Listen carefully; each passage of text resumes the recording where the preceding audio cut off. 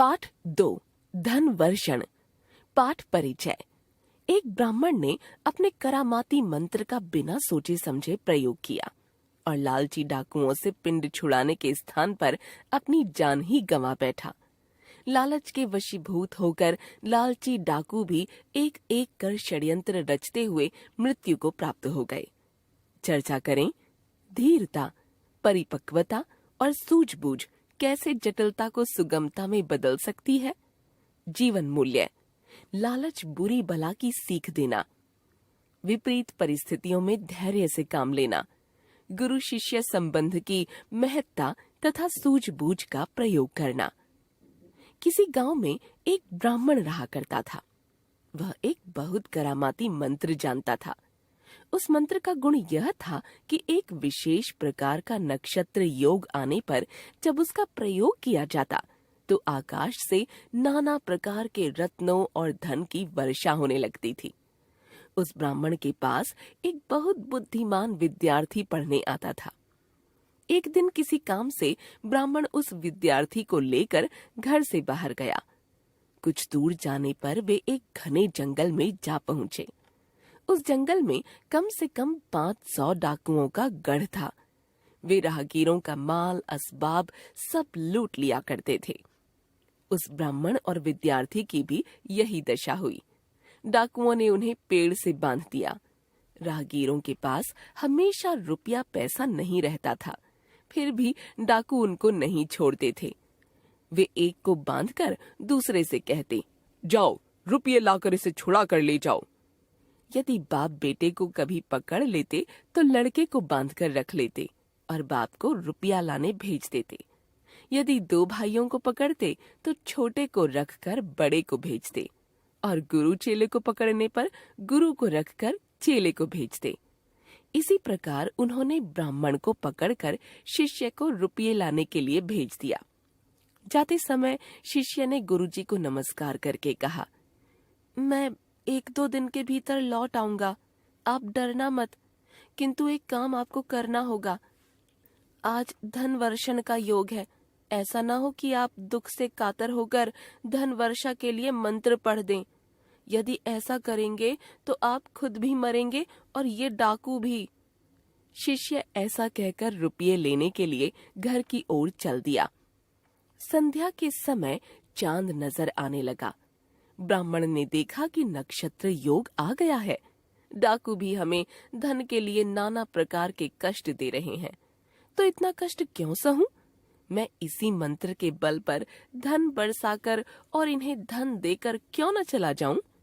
यही सोचकर उसने कहा, क्यों जी, तुम लोगों ने मुझे क्यों पकड़ा है? उन्होंने उत्तर दिया, धन के लिए।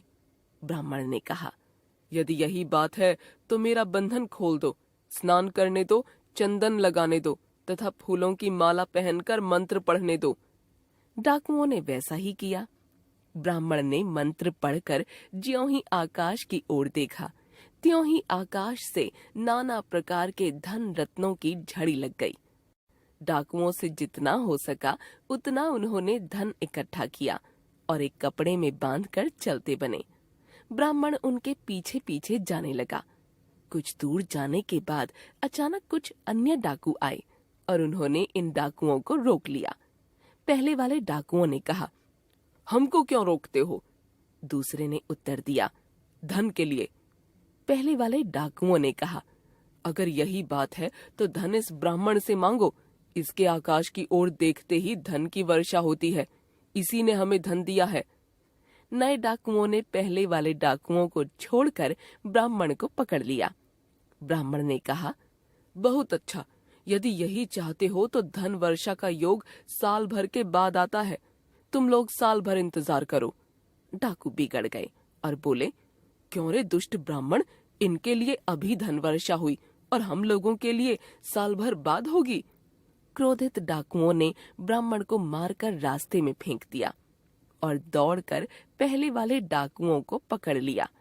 फिर क्या था, दोनों दलों में भयंकर मारामारी शुरू हुई। कुछ डाकू घायल हुए और कुछ मर गए। अंत में सिर्फ 2 डाकू ही बचे। दोनों डाकू सारा धन रत्न लेकर एक गांव के पास पहुंच गए। वहां उन्होंने एक पेड़ के नीचे धन रत्नों को छिपा दिया। उन दोनों डाकुओं में से एक तलवार लेकर पेड़ पर चढ़ गया और पहरा देने लगा तथा दूसरा भोजन लेने गांव की तरफ चल पड़ा। तलवार लेकर पेड़ पर पहरा देने वाले डाकू ने सोचा कि अगर वह लौट कर आएगा तो इस धन को 2 हिस्सों में बांटना पड़ेगा। यह सोचकर उसने तलवार को कसकर पकड़ लिया और उसके आने की राह देखने लगा। उधर दूसरा डाकू जो गांव में भोजन लेने गया था, वह भी यही सोचने लगा कि यदि उसका साथी जिंदा रहा तो आधा हिस्सा उसे भी देना पड़ेगा। क्यों न इस भोजन में विष मिलाकर उसे खिलाया जाए, जिससे वह खाते ही मर जाएगा और सारा का सारा धन मेरा हो जाएगा। यही सोचकर खुद तो उसने भोजन कर लिया और शेष भोजन में विष मिलाकर दूसरे डाकू के लिए ले आया। पेड़ पर बैठा डाकू पहले से ही तैयार था। दूसरे डाकू के आते ही उसने तलवार से उसके 2 टुकड़े कर दिए और उसे एक गुप्त स्थान पर फेंक आया।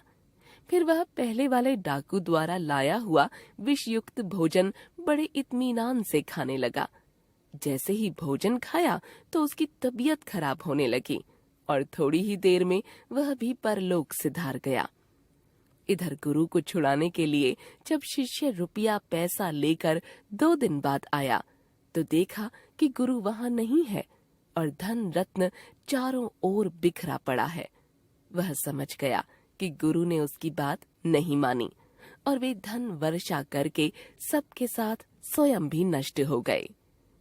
लेखक आचार्य हजारी प्रसाद द्विवेदी।